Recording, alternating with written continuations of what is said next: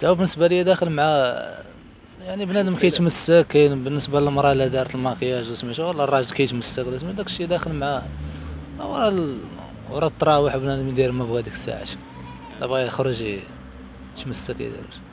لا في الصيام، في الصيام صحيح. هادشي ما نهضرش عليه صحيح. مكروهين وماشي كيفطروا، مكروهين. ما خصكش تمسك في ايام رمضان. يفطر بعد، يفطر البخور والمسك، يفطروا حق بعد.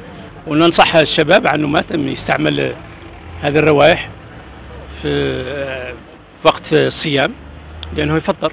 بالنسبة للبخور والمسك هو مكروه، ماشي ما كيبطلوش الصيام، ولكن هو مكروه فقط.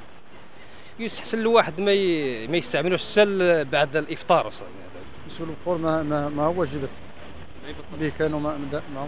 بالنسبه للامساك فيه انواع، فيه نوع يبطل وفيه نوع ما يبطل.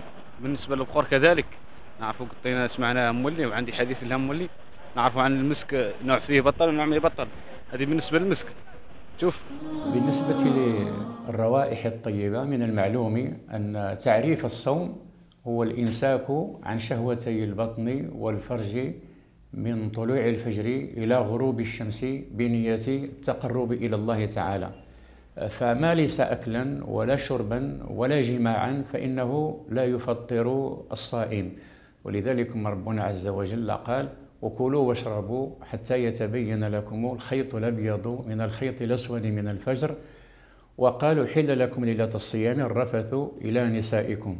هذا منطوق الآية، مفهومها أن هذه الأشياء محرمة على الصائم بالنهار، فلا يجوز له الأكل ولا يجوز له الشرب ولا يجوز له إتيان أهله بالنهار، وإذا فعل شيئا من ذلك فإنه يكون قد أبطل صومه.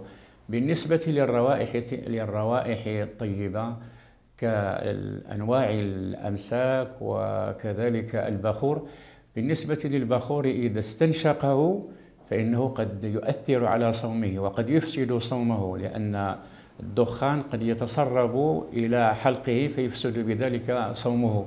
ولذلك علماؤنا في المذهب المالكي قالوا بأنه لا يجوز للصائم أن يستنشق بخار القدر إلى أن يتسرب إلى حلقه، فكل ما وصل إلى الحلق من أي منفذ من المنافذ في المذهب المالكي فإنه مفطر للصوم.